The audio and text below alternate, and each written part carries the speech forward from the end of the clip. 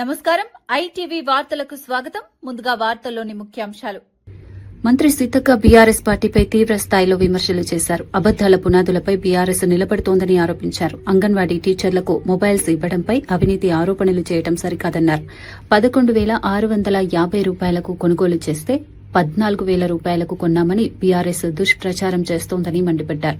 మేడారం అభివృద్ది పనుల్లో ఎలాంటి కమిషన్లు తీసుకోలేదని స్పష్టం చేశారు. రాతిశిల బాలుడిపై పడిన ఘటనను రాజకీయంగా మలచి కాంగ్రెస్ పై విమర్శలు చేయడం తగదన్నారు. కాంగ్రెస్ పార్టీపై తప్పుడు ప్రచారాలు చేస్తే కఠినంగా ఎదుర్కొంటామని హెచ్చరించారు. ఈ వ్యాఖ్యలు రాష్ట రాజకీయాల్లో చర్చనీయాంశమయ్యాయి. బీఆర్ఎస్ నుంచి ప్రతిస్పందన ఎలా ఉంటుందో ఆసక్తి నెలకొంది. అట్లాంటి పెట్టించి బస్ ఫ్రీ వేస్ట్ అనేది సృష్టించారు. ఇందాక మరి వెంకటరావు చెప్పిండు, బస్ ఫ్రీ మూలంగా అనేక మందికి లాభం జరుగుతుంది. 10,000 కోట్ల ప్రభుత్వము బస్సు మహిళలు ఫ్రీగా వాడుకోవడంతో డబ్బులు కట్టినాం. ఇవాళ కరెంట్ ఫ్రీ వస్తుంది, అది ఏం రావట్లేదు అంటారు. బోనస్ వస్తే అది రాదంటారు. ఈ రోజు ఫోన్లు ఇస్తుంటే ఇలా సీతక్క స్కామ్ అంటున్నారు. ఏ స్కామ్ జరిగిందంటే వాడు ఏమంటారంటే, మేము కేంద్ర ప్రభుత్వం మాకు ఇచ్చింది 11,800 రూపాయలలో మీరు ఫోన్లు కొనాలని ఇచ్చారు. మనం ఒక్కసారి టెండర్ వేస్తే ఒకటి 14,000 అయితేనే ఇస్తానొచ్చు. 14,000 ఒక ఫోన్ మేము ఇయ్యం బాబు అని మళ్ళా టెండర్ పిలుసు. మళ్ళా పిలిస్తే 11,650 రూపాయలు, అంటే 150 రూపాయలు కేంద్రం ఇచ్చినా కూడా మిగిల్చినాం. ఇదే పక్క రాష్ట్రాలలో బీజేపీ రాష్ట్రాల్లో కూడా 11,800 కొన్నారు, 700 కొన్నారు. మేము 11,650 కొంటే వాడు ఏమంటాడు, బీఆర్ఎస్ నాయకుడు, బీఆర్ఎస్ సోషల్ మీడియా 14,000 కొన్నారంట. 11,650 కొంటే 14,000 ఎక్కడ వచ్చినాయి? మరి ఆధారం కూడా చూపించాలి కదా. వాడు ఏం ఆధారం చూపుతాడు? ఫస్ట్ సార్ ఒక టెండర్ అయినప్పుడు ఒకటి 14,000 వేసారు, మేము అది క్యాన్సల్ చేసినాం. మరి క్యాన్సల్ చేసి చూపిస్తలేడు ఇక్కడ. మరి నేను ఇచ్చింది 11,650 అయితే 14,000 దొంగ లెక్క చెప్పి అవినీతి సీతక్క అని మాట్లాడు. చెప్పు దేవుద్ది, తప్పుడు మాటలు మాట్లాడుతుంది. చెప్పు దేవుతుంది. ఇవాళ టెండర్ వేసింది కూడా నా శాఖ కాదు, నేను కాదు, ఒక థర్డ్ పార్టీకి ఇచ్చినాం. టీజీటీఎస్ టెక్నికల్ మన తెలంగాణ టెక్నికల్ సర్వీస్ కార్పొరేషన్ వాళ్ళకి ఇచ్చినాం. అందులో కేంద్రం ఇచ్చిన ప్రతి గైడ్ లైన్స్ అమలు చేసినాం. ఇవాళ ఒక మట్టి ఇట్లా చల్లితే మనం రుద్దుకోవాలి. ఇప్పుడు చూడు అంటే అది వచ్చినప్పుడు ప్రతి ఒక్కరు ఇదే కాదు. నిన్న ఎవరితో ఇక్కడ గోవిందరాపేటలో ఎన్నడు పడి చేరగాలి, దాన్ని కాంగ్రెస్ నాయకులు తిడుతారు. మరి కాంగ్రెస్ నాయకులు స్పందించాలి కదా. మనోళ్ళు అందరూ పనులకు వస్తారు, పనులు చేయించుకొని ఖాళీ ఉంటాం. మరి పార్టీ ప్రతిష్ట దెబ్బతింటే మరి ఎవరు మాట్లాడాలి? మాట్లాడండి, కేసులు పెట్టండి. ఎవరెవరైతే తప్పుడు ఆరోపణలు చేస్తాడో. నేను ఆ రోజు కూడా దేవాలయం గురించి మనస వాచ కరమేణ ఈ రోజు వరకు ఎవరి దగ్గర దేవుడి పేరు మీద మేడారంలో ఈ రోజు వరకు ఎవరి దగ్గర ఎలాంటి కమిషన్లకు ఆశపడలేదు. ఆ రోజు గుళ్ళో చెప్పినా ఈ రోజు నేను సభలో చెప్తున్నా.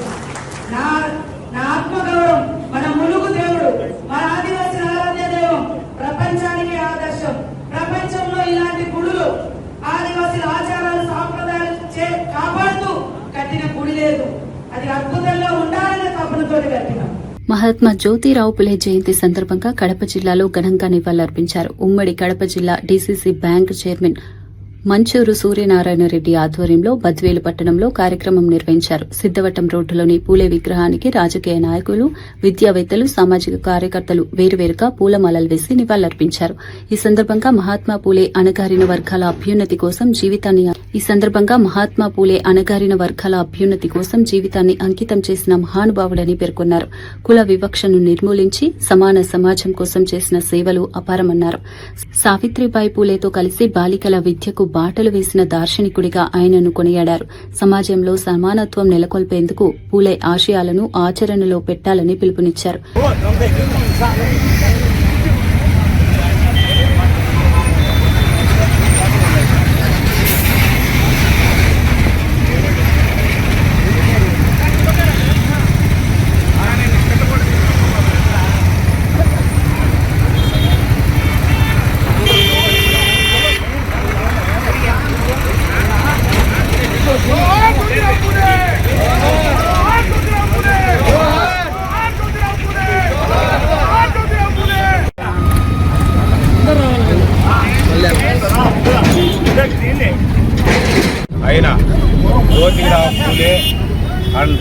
జ్యోతిరావు ఫులే ఆయన 1927వ సంవత్సరము ఏప్రిల్ 11న మహారాష్ట్రలోని సతారా జిల్లాలో మాలే అనే కుటుంబంలో జన్మించడం జరిగింది.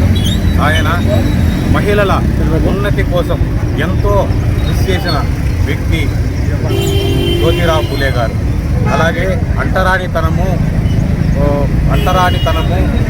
స్త్రీలకు విద్య కోసము ఎన్నో సేవా కార్యక్రమాలు చేసిన వ్యక్తి. ఆయన ఆ రోజుల్లోనే 1948 సంవత్సరంలోనే ఆయన స్కూళ్ళు అంటే సమాజంలో మగవారికి దీటుగా ఉన్న స్త్రీలు కూడా ఎంతోమంది ఆ రోజు చదువు కావాలి, వాళ్ళు కూడా ఎంతో ఉన్నతి చెంది మన దేశానికి ఎన్నుముగా నిలవాలి అనే కోరికతో ఆయన 1948లోనే స్కూళ్ళు పెట్టడం జరిగింది. అలాగే 1851లో కూడా ఆయన స్కూళ్ళు మళ్ళా 2 స్కూళ్ళను పెట్టి రాత్రి బడులు కూడా పెట్టి మహిళల కోసము ఎంతో మందికి వారి ఉన్నతి కోసము పోరాడిన సంఘ సేవకుడు జ్యోతిరావు ఫులే గారు. అలాగే ఆయన భార్య సావిత్రి ఫులే గారు కూడా ఆయనకి ఎంతో సపోర్ట్ చేస్తూ ఈ అంటరానితనము కానీ అలాగే ఆ రోజుల్లో చాలా కుల వ్యవస్థ ఉండేది. ఈ కుల వ్యవస్థ జాగృతి అధ్యక్షురాలు కల్వకుంట్ల కవిత పూలే జయంతి సందర్భంగా కీలక వ్యాఖ్యలు చేశారు. బీసీల హక్కుల కోసం జాగృతి నిరంతరం పోరాడుతుందని తెలిపారు. మహిళా రిజర్వేషన్ బిల్లులో బీసీ ఉపకోటా లేకపోవడం పాలకుల నిర్లక్ష్యమని విమర్శించారు. బీసీ మహిళలకు న్యాయం జరిగే వరకు పోరాటం ఆగదన్నారు. అవసరమైతే ఢిల్లీకి వెళ్లి అన్ని పార్టీల నేతలతో చర్చిస్తామని చెప్పారు. పూలే ఆశయాలను సాధించడమే నిజమైన నివాళి అని పేర్కొన్నారు. రాష్ట ప్రభుత్వం పూలే విగ్రహం ఏర్పాటు విషయంలో నిర్లక్ష్యంగా వ్యవహరిస్తోందని విమర్శించారు. అంబేద్కర్ జయంతి నాటికి విగ్రహం పూర్తి చేయాలని డిమాండ్ చేశారు. బీసీ హక్కుల కోసం ఉద్యమం మరింత ఉధృతం చేస్తామని స్పష్టం చేశారు. కూడా అదే జరిగింది. అనేక రకాలైనటువంటి అవమానాలు ఎదురైనప్పటికీ కూడా తను నమ్ముకున్నటువంటి తొవ్వను విడవకుండా ముందుకెళ్ళినారు. కాబట్టే ఇన్ని సంవత్సరాల తర్వాత కూడా ఆ మహానుభావుని మనందరం కూడా గుర్తు చేసుకుంటున్నటువంటి సందర్భం. సో పూలే గారి ఆశయాల సాధన అంటే నివాళులర్పించి మర్చిపోవడం కాదు. మన జాగృతి నుండి మనం ఏదైతే బలంగా తీసుకున్న సామాజిక న్యాయ నినాదం ఉన్నదో దాన్ని సాధించడం కోసం అహర్నిశలు మనందరం పనిచేయడమే వారికి మనం ఇచ్చేటటువంటి ఘనమైన నివాళి అని చెప్పి నేను మనస్ఫూర్తిగా భావిస్తున్నాను. మరి జాగృతి సైనికులుగా తెలంగాణ సమాజంలో మార్పు దేవాలని కంకణబద్దులై కదులుతున్న మనందరం కూడా వారి అడుగుజాడల్లో నడవాలని చెప్పి సూచన చేస్తూ ఉన్నాను. మరి ఇవాళ కేంద్ర ప్రభుత్వం మహిళా బిల్లు కోసం మళ్ళీ 16, 17, 18వ తారీఖు నాడు సభ పెట్టింది. ఈ మహిళా బిల్లు ఇవాళ దేశంలో వచ్చింది అంటే కేవలం తెలంగాణ జాగృతి చేసినటువంటి ఉద్యమమే అనేటటువంటిది చాలా సగర్వంగా మనందరం చెప్పుకోవాలి. మరి అదే మహిళా బిల్లులో మనం సాధించినటువంటి మహిళా బిల్లులో బీసీ ఉపకోట లేకపోవడం అన్నది పాలకులకు భయం లేకపోవడం అని అర్థం. మళ్ళీ జాగృతి చేపట్టేటటువంటి ఒక నినాదంతో కేంద్ర ప్రభుత్వానికి పూలేనే మళ్ళా పుట్టిండా ఈ ఉద్యమం చేయడానికి అనేటటువంటి వెన్నులో వణుకు పుట్టించి బీసీలలో మహిళా కోట సాధించేంత వరకు కూడా జాగృతి సైనికులు ఎవరం కూడా మరి విశ్రమించడానికి లేదు అని ఈ సందర్భంగా బలంగా మనందరం కూడా మనం ఒక డెసిషన్ తీసుకోవాలి. 16th, 17th, 18th లోపల ప్రయత్నం చేస్తున్న నేను కూడా ఢిల్లీకి వెళ్ళి వాళ్ళని కలిసి బీసీ ఉపకోట ఉండాలి మహిళలలో అని చెప్పడానికి, ఆ తర్వాత కూడా వాళ్ళు మన మాట వినకపోతే ఇవాళ బలం ఉంది కాబట్టి బిల్లు పాస్ చేసుకుంటే వదిలిపెట్టేదే లేదు. బీసీ మహిళలకు ఉపకోట వచ్చేంత వరకు కూడా కంకణబద్దులై పోరాటం చేస్తామని తెలియజేస్తూ మీ అందరి దగ్గర కూడా సెలవు తీసుకుంటున్నాను. Thank you. జై తెలంగాణ, జై బీసీ, జై బీసీ. రంగారెడ్డి జిల్లాలో భూముల వ్యవహారంలో భారీ దోపిడీ జరుగుతోందని ఆరోపణలు వెల్లువెత్తుతున్నాయి. గతంలో చిన్న మొత్తాలతో జరిగే పనులకు ఇప్పుడు కోట్ల రూపాయలు డిమాండ్ చేస్తున్నారని బాధితులు చెబుతున్నారు. కలెక్టరేట్ కార్యాలయాలలో బ్రోకర్ల ద్వారా మాత్రమే పనులు జరుగుతున్నాయని విమర్శలు ఉన్నాయి. సామాన్య రైతులు తీవ్ర అన్యాయం ఎదుర్కొంటున్నారని పేర్కొన్నారు. నాదర్గుల్, రామ్దాస్పల్లి ప్రాంతాల్లో భూముల సమస్యలు తీవ్రతరమవుతున్నాయని తెలిపారు. ఈ సమస్యల పరిష్కారానికి సబితా ఇంద్రారెడ్డి, కిషన్ రెడ్డి నాయకత్వంలో ఉద్యమం చేపడతామని చెప్పారు. ప్రభుత్వం వెంటనే స్పందించి చర్యలు తీసుకోవాలని డిమాండ్ చేశారు. లేకపోతే పెద్ద ఎత్తున ఆందోళనలు జరుగుతాయని హెచ్చరించారు. ఈ అంశం రాజకీయంగా కూడా ప్రాధాన్యత సంతరించుకుంది. ఈ కార్యక్రమానికి విచ్చేసిన బీఆర్ఎస్ పార్టీ కుటుంబ సభ్యులు, పత్రికా మిత్రులు అందరికీ నా హృదయపూర్వక నమస్కారాలు. రాగానే మనం అందరం పెద్దలు కిషన్ రెడ్డి గారిని అభినందించడం జరిగింది.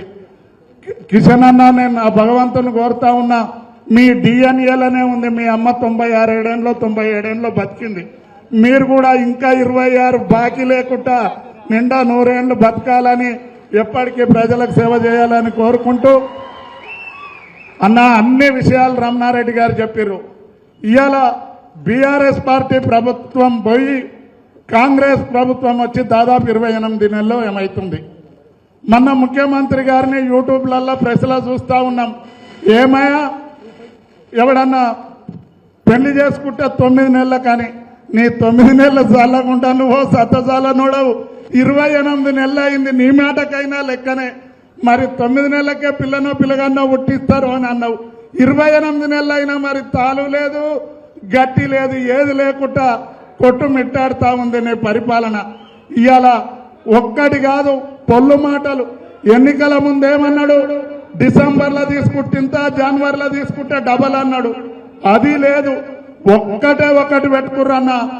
రంగారెడ్డి జిల్లాల ఈ భూములను ఈ అధికారులు కూడా కొంతమంది లంగాలు ఉంటారు. వాళ్ళు ఏ పార్టీ అధికారంలోకి వస్తే వాళ్ళకి జోక్తారు. ఇవాళ ఇక్కడ ఉన్నోళ్ళు రేపు మనం వచ్చినాక పని పడదాం అనుకుంటే రంగారెడ్డి జిల్లాను ఘోషణోడు నల్గొండల పోయి జగదీష్ అన్నని పట్టుకొని మీ దానికి కళ్ళు బేరానికి వస్తారు. ఎప్పటికే గాని ఏ నాయకుడైనా అధికారి అనేటోడు పచ్చగుంటూ వస్తాడు, కార్యకర్త అనేటోడు కష్టం ఉంటూ వస్తారు అనే విషయాన్ని మీరు గమనించాలి. ఇవాళ రంగారెడ్డి జిల్లాలో ఎంత దోపిడీ అంటే, మా చిన్నతనం దాదాపు 40 ఏళ్ల సంది ప్రజా జీవితంలో ఉన్నాం. ఎంఆర్ఓకి ఒక 5,000 ఇస్తే అయిపోయే పని ఇవాళ కలెక్టర్ గారి దగ్గరికి పోతే 5 కోట్లు కావాలని అడుగుతారు. మా జన్మలో కూడా ఇటువంటి రోజులు వస్తాయని ఎవ్వరు కూడా అనుకోకుండొచ్చు. ఏమున్నా ఒక 22A పెట్టి, భూమి ఎవరిదన్నా భూమి ఉంటే దాన్ని 22A పెట్టి దాన్ని తీయాలంటే 30% అన్నా, లేకపోతే కోట్ల కొద్ది. నగర్ పోలీస్ కమిషనరేట్ లో భారీ ఆర్థిక కుంభకోణం బయటపడింది. సుమారు 1.40 కోట్ల ప్రభుత్వ నిధులను మృత పోలీసు ఉద్యోగుల వివరాలను ఉపయోగించి నకిలీ బ్యాంకు ఖాతాల ద్వారా దోచుకున్నట్లు విచారణలో తేలింది. ఏసీపీ వసాల సతీష్ ఫిర్యాదు మేరకు కరీంనగర్ ఐటౌన్ పోలీస్ స్టేషన్లో కేసు నమోదు చేశారు. హెడ్ కానిస్టేబుల్ రామ్మోహన్ ప్రధాన నిందితుడిగా గుర్తించారు. రిటైర్డ్ అధికారి మునిరామయ్యతో పాటు మరికొందరు ప్రైవేటు వ్యక్తులు ఈ వ్యవహారంలో ఉన్నారు. నకిలీ ఖాతాలు సృష్టించి ప్రభుత్వ డబ్బును మళ్లించారని పోలీసులు తెలిపారు.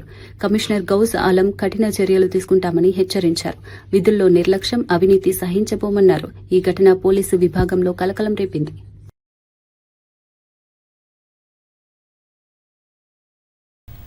కరీంనగర్ పోలీస్ కమిషనరేట్ ఆఫీస్ లో ఇంతకుముందు పని చేసిన person head constable Rammohan and ఇక్కడ పనిచేసిన రిటైర్డ్ ఏఓ మునిరామయ్య, ఇంకా 3 ప్రైవేట్ పర్సన్స్, టోటల్ 5 పర్సన్స్ మీద ఎఫ్ఐఆర్ చేయడం జరిగింది. దీంట్లో ముఖ్యంగా వీళ్ళు కన్స్పైర్ చేసి 3 deceased police constable employee ID use చేసుకుని వాళ్ళకి రెగ్యులర్ ఎంప్లాయీ లాగా చూపించారు by doing some manipulation in IFMIS portal. ఇది జూలై 2022 నుంచి ఒక ఐడిలో నవంబర్ 2020 నుంచి రెగ్యులర్ గా శాలరీ క్లెయిమ్ చేసుకున్నారు. టోటల్ గా చూస్తే ఒక ఐడిలో 53 lakhs, ఒక ఐడిలో 39.79 lakhs, ఒక ఐడిలో 47.3 lakhs, total 1,40,18,308 rupees worth salary claim చేయడం జరిగింది. ప్రధానమంత్రి నరేంద్ర మోదీ పశ్చిమ బెంగాల్ ఎన్నికల ప్రచారంలో కీలక హామీలిచ్చారు. బీజేపీ అధికారంలోకి వస్తే సీఏఏ అమలు వేగవంతం చేస్తామని ప్రకటించారు. అర్హులైన శరణార్థులకు రాజ్యాంగ ప్రకారం పౌరసత్వం కల్పిస్తామని స్పష్టం చేశారు. తృణమూల్ కాంగ్రెస్ ప్రభుత్వంపై తీవ్ర విమర్శలు చేస్తూ అవినీతి, పారదర్శకత లేకపోవడం, ప్రజల్లో భయం సృష్టించడం వంటి అంశాలను ప్రస్తావించారు. గత 15 సంవత్సరాల్లో రాష్టం వెనుకబడి ఉందన్నారు. ప్రకృతి వనరులను సిండికేట్ గుంపులు దోపిడీ చేస్తున్నారని ఆరోపించారు. బీజేపీ అధికారంలోకి వస్తే పారదర్శక టెండర్ విధానం తీసుకువస్తామని చెప్పారు. అక్రమ చొరబాట్లపై కఠిన చర్యలు తీసుకుంటామని హామీ ఇచ్చారు. అయితే ప్రస్తుతమున్న సంక్షేమ పథకాలను కొనసాగిస్తామని తెలిపారు. ప్రజలకు న్యాయం చేసే పాలన అందిస్తామని మోదీ స్పష్టం చేశారు.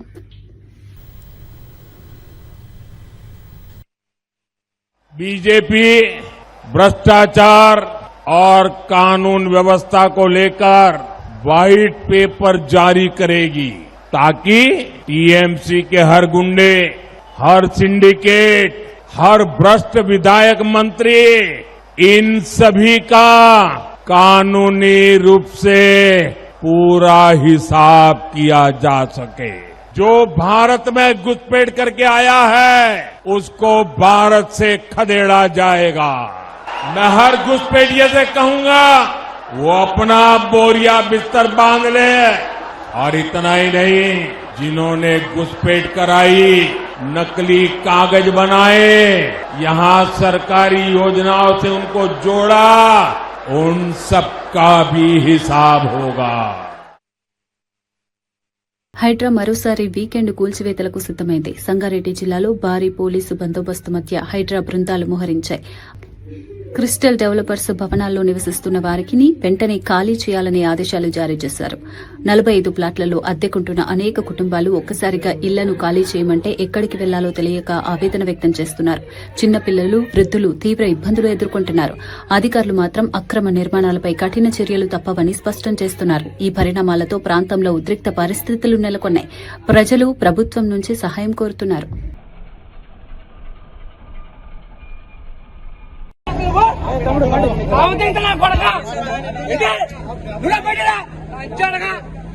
నువ్వు మనిషి కూడా వాళ్ళతో లంచాడగా అక్కడ పిల్లడు చూడనా మనిషి చూడ మనిషి అది మనిషి తక్కువ చూడ చేస్తా నాకు ఒక మనిషి కనబట్టలేదు నీకు అంత కళ్ళు తెంగా మనిషి నిలబడతా కళ్ళు తెంగా అలాగే టైం అయినప్పుడు ఎందుకు వచ్చారు మా ఊరితో వచ్చారా పొద్దున 6 వచ్చి కాల్ చేయమంటే రూపుక నువ్వు ఇన్ఫార్మ్ చేయాలి. అసలు ఎవరు ఇన్ఫార్మ్ చేసి 100 మంది పోలీసులు వచ్చేయం కాదు. మనిషి చంపేయండి పోనీ చంపేయండి వచ్చి ఇక్కడ నిలబడతా మనిషి నిలబడతా మనిషి కొడతావు నువ్వు అడిగన్నా అయితే నేను ఎవరు చూపించాను నా కొడుకు మనిషి మొత్తం వేస్ట్ నా కొడుకు చూడండి.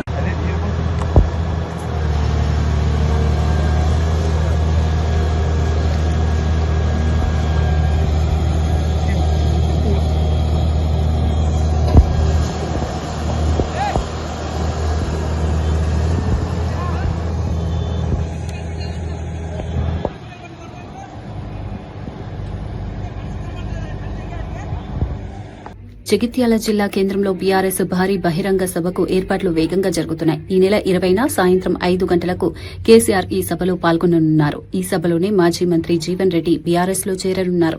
సుమారు 1,00,000 మందితో సభను నిర్వహించేందుకు పార్టీ నేతలు ప్రణాళికలు సిద్దం చేస్తున్నారు. మోతే రోడ్డులోని స్థలాన్ని జీవన్ రెడ్డి ఇతర ముఖ్య నాయకులు పరిశీలించారు. కేసీఆర్ రాక కోసం ప్రజలు ఆసక్తిగా ఎదురు చూస్తున్నారని జిల్లా అధ్యకుడు విద్యాసాగర్ రావు తెలిపారు. ఈ సభతో జిల్లాలో రాజకీయ సమీకరణాలు మారే అవకాశముందని విశ్లేషకులు భావిస్తున్నారు. జీవన్ రెడ్డి చేరిక బీఆర్ఎస్ కు బలం చేకూరుస్తుందని పార్టీ నేతలు అంటున్నారు.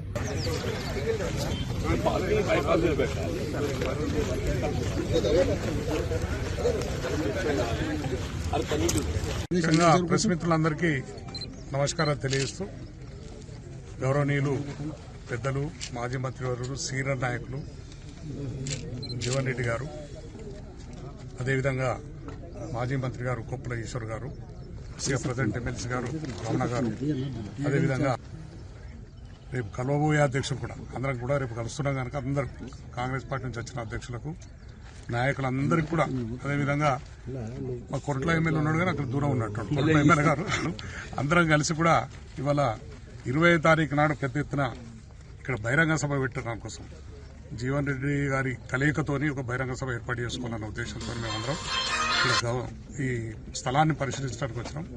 ఈ స్థలమే బాగా అనిపిస్తుంది. ఎందుకంటే సెంట్రల్ కాలేజ్ చూసినాం, కాలేజ్ ముంగడ గ్రౌండ్ ఉంది కానీ తక్కువ మంది పడతారు, ఇక్కడైతే ఎక్కువ మంది పడతారని చెప్పి ఐడియాకి వచ్చినాం కొంచెం. మరి వాళ్ళు కూడా అక్కడ నుంచి కూడా పరిశీలకులు ఇద్దరు, మాజీ చైర్మన్లు ఇద్దరు కలిసి, కార్పొరేషన్ చైర్మన్లు ఇద్దరు వచ్చారు, వాళ్ళు కూడా పరిశీలిస్తున్నారు. 99% ఇదే అవుతుంది అనుకుంటున్నాం.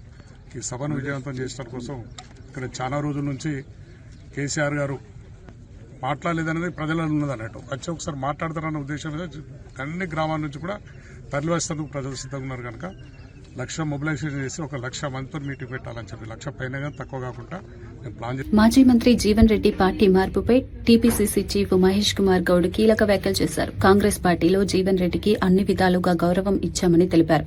స్థానిక సమస్యల కారణంగా పార్టీని వీడారని పేర్కొన్నారు. గతంలో కేసీఆర్ పై అవినీతి ఆరోపణలు చేసిన జీవన్ రెడ్డి ఇప్పుడు అదే పార్టీలో చేరడం ప్రజలకు ఆశ్చర్యంగా ఉందన్నారు.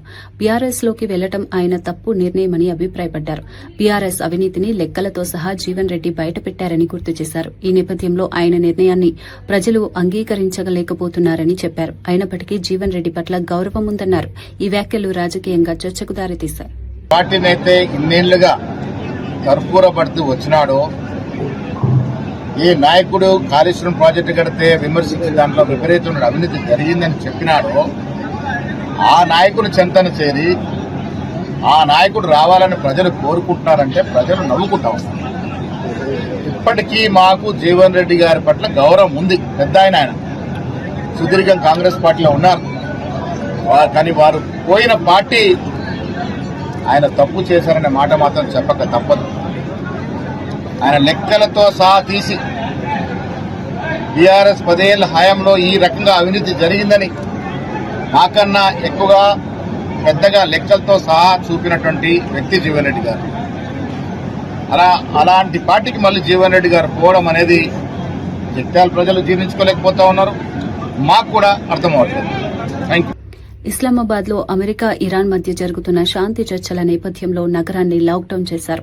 దాదాపు 10,000 మంది భద్రతా సిబ్బందిని మోహరించారు. అమెరికా బృందం ఇప్పటికే చేరుకోగా జేడీ వాన్స్ బృందానికి పాక్ ఫీల్డ్ మార్షల్ ఆసిమ్ మునీర్ స్వాగతం పలికారు.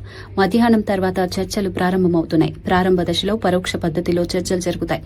వేరువేరు గదుల్లో ఇరాన్, అమెరికా ప్రతినిధులతో పాక్ మధ్యవర్తులు చర్చలు జరపనున్నారు. తొలి దశ చర్చలు సాఫీగా సాగితే రాత్రికి ముఖాముఖి చర్చలు జరగనున్నాయి.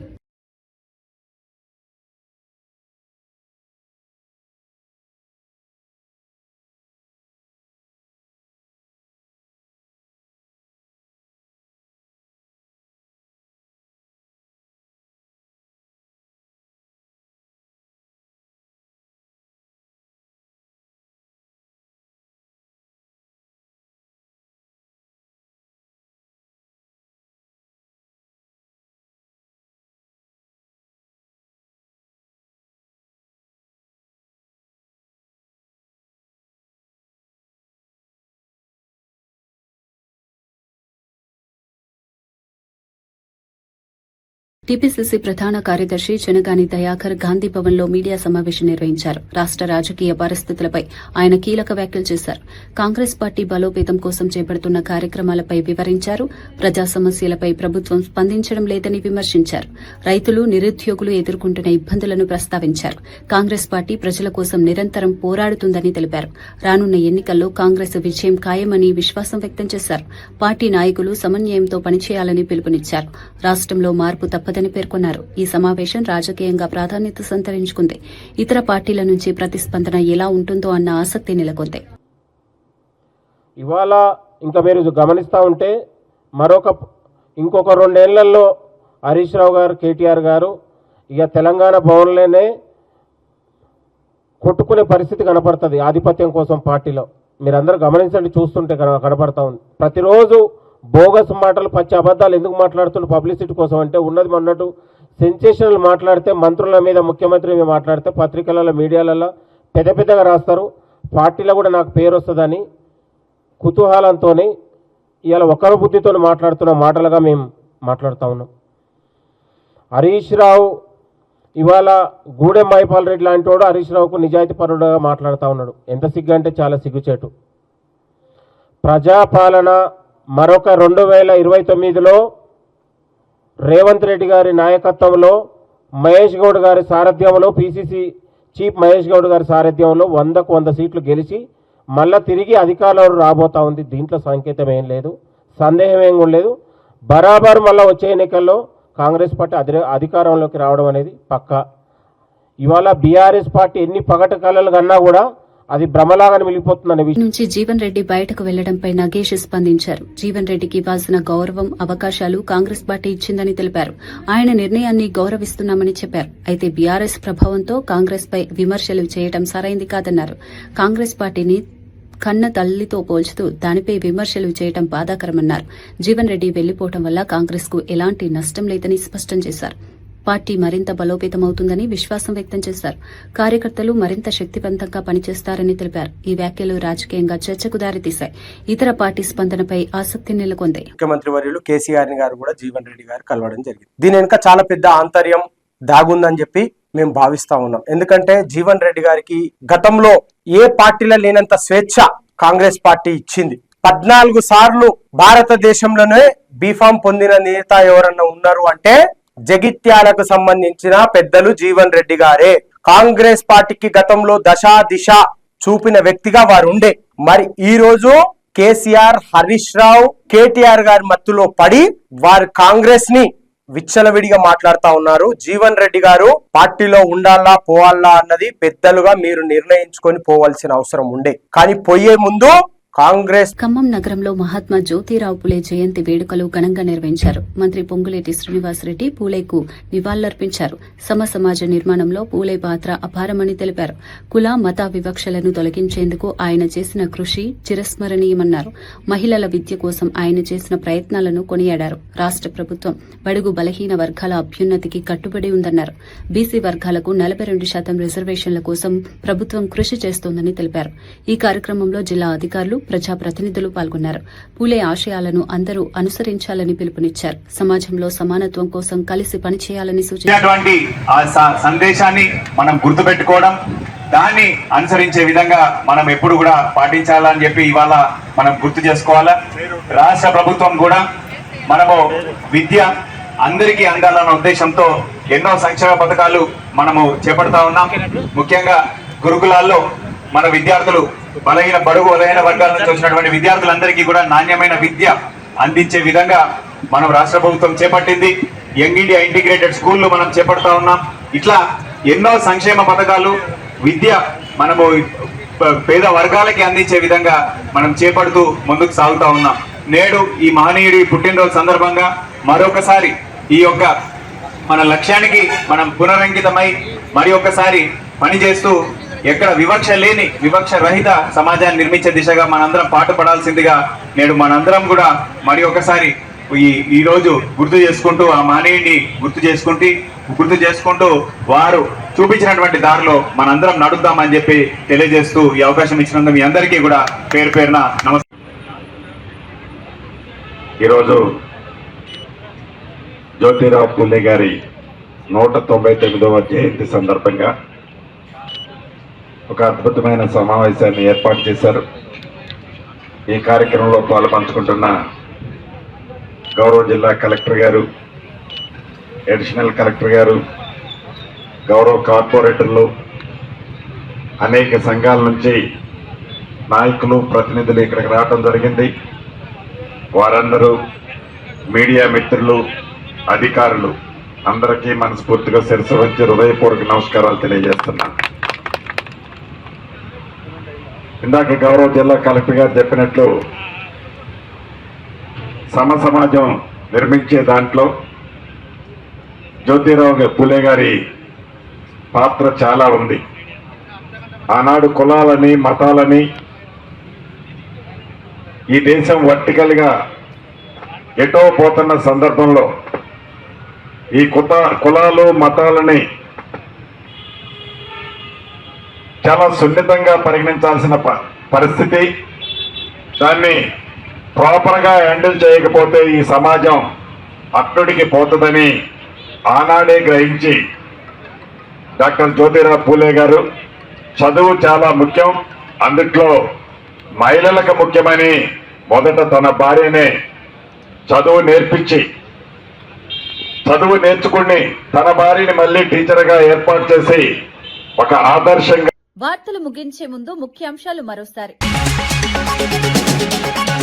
జీవన్ రెడ్డి పార్టీ మార్పుపై మహేష్ గౌడ్ కీలక వ్యాఖ్యలు. కాంగ్రెస్ లో గౌరవం ఇచ్చినా వెళ్లడం తప్పు నిర్ణయమని వ్యాఖ్య. కేసీఆర్ పై విమర్శలు చేసిన జీవన్ ఇప్పుడు చేరడం ఆశ్చర్యమని స్పందన. జీవన్ నిర్ణయాన్ని ప్రజలు అంగీకరించడం లేదని అభిప్రాయం.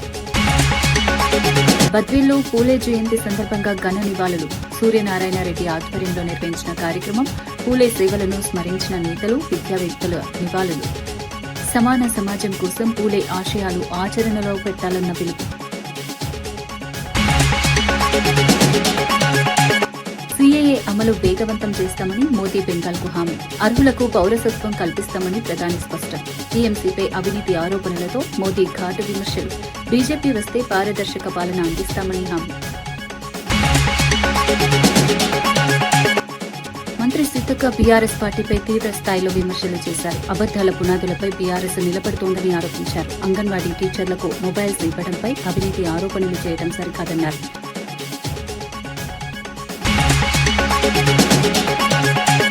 ఇవి ఈనాటి వార్తా విశేషాలు. మరో బులెటిన్లో మళ్ళీ కలుద్దాం. నమస్కారం.